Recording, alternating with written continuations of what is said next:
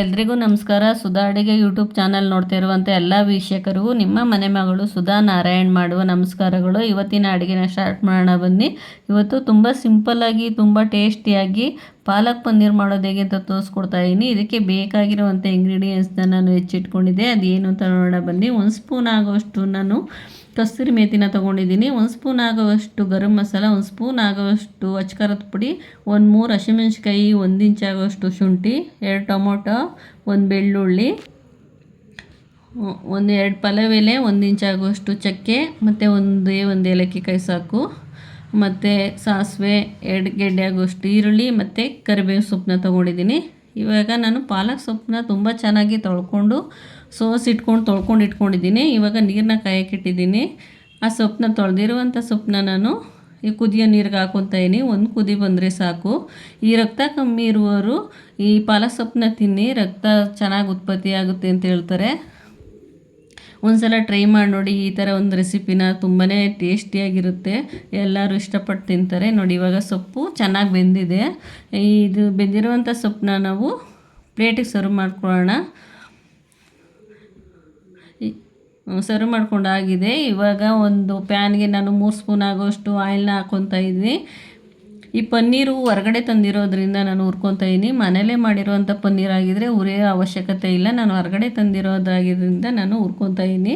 ಈ ಪನ್ನೀರ್ ತಿನ್ನೋದ್ರಿಂದ ಕ್ಯಾಲ್ಶಿಯಮ್ ಮತ್ತು ಹೇರಳವಾಗಿರುತ್ತೆ, ಮತ್ತು ತೂಕ ಕಮ್ಮಿ ಮಾಡ್ಕೋಬೋದು. ಹೃದಯದ ಸಮಸ್ಯೆ ಇದ್ದರೆ ಅದನ್ನು ಕೂಡ ಕಮ್ಮಿ ಆಗುತ್ತೆ, ಮತ್ತು ಬಿಳಿ ರಕ್ತ ಕಣ ಚೆನ್ನಾಗಿ ಉತ್ಪತ್ತಿ ಆಗುತ್ತೆ. ಬನ್ನಿ ಇವಾಗ ಒಂದು ಮಸಾಲೆನ ರೆಡಿ ಮಾಡ್ಕೊಳ್ಳೋಣ. 3 ಹಸಿಮೆಣ್ಸಿಕಾಯಿ, 2 ಇಂಚ್ ಆಗೋಷ್ಟು ಶುಂಠಿ, 1 ಗೆಡ್ಡೆ ಆಗೋಷ್ಟು ಬೆಳ್ಳುಳ್ಳಿ, ಮತ್ತು ಬೆಂದಿರುವಂಥ ಪಾಲಕ್ ಸೊಪ್ಪನ್ನ ಅದಕ್ಕೆ ಆ್ಯಡ್ ಮಾಡಿಕೊಂಡು ಇವಾಗ ಗ್ರೈಂಡ್ ಮಾಡ್ಕೊಳ್ಳೋಣ ಬನ್ನಿ. ನೋಡಿ ಇವಾಗ ಇದು ಚೆನ್ನಾಗಿ ಗ್ರೈಂಡ್ ಆಗಿದೆ. ನೋಡಿ ಕಲರು ಕೂಡ ತುಂಬ ಸೂಪರಾಗಿ ಬಂದಿದೆ. ಇವಾಗ ನಾವು ಒಂದು ಪ್ಯಾನ್ ಇಟ್ಕೊಳ್ಳೋಣ. ಒಂದು ಪ್ಯಾನ್ ಇಟ್ಕೊಂಡು ಅದಕ್ಕೆ 2-3 ಸ್ಪೂನ್ ಆಗೋಷ್ಟು ನಾನು ಎಣ್ಣೆನ ಹಾಕ್ಕೊತಾ ಇದ್ದೀನಿ. ಅದಕ್ಕೆ ನಾವು ಇಟ್ಕೊಂಡಿರುವಂಥ ಚಕ್ಕೆ ಮತ್ತು 2 ಪಲಾವ್ ಎಲೆ ಮತ್ತು ಏಲಕ್ಕಿಕಾಯಿ, ಸಾಸಿವೆ, ಕರಿಬೇವು ಸೊಪ್ಪು, 2 ಗೆಡ್ಡೆ ಆಗುವಷ್ಟು ಈರುಳ್ಳಿನ ಹಾಕ್ಕೊಂಡು ಹುರ್ಕೊಳ್ಳೋಣ.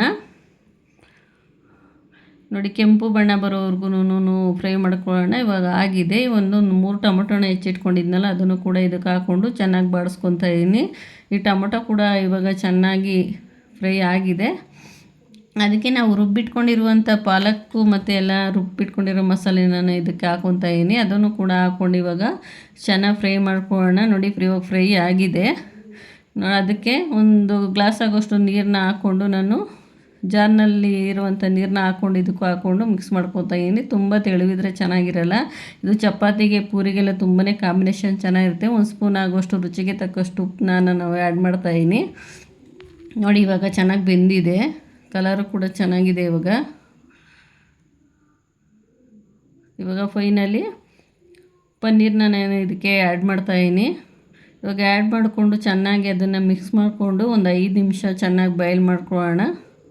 ಅದಕ್ಕೆ ಕಸ್ತೂರಿ ಮೇಥಿನ ಇಟ್ಕೊಂಡಿರುವಂಥ ನಾವು ಕಸ್ತೂರಿ ಮೇಥಿನ ಇದಕ್ಕೆ ಆ್ಯಡ್ ಮಾಡ್ತಾಯಿದ್ದೀನಿ. ಅದನ್ನು ಕೂಡ ಚೆನ್ನಾಗಿ ಫ್ರೈ ಮಾಡ್ಕೊಳ್ಳೋಣ. ಇವಾಗ ಫ್ರೈ ಕೂಡ ಆಗಿದೆ.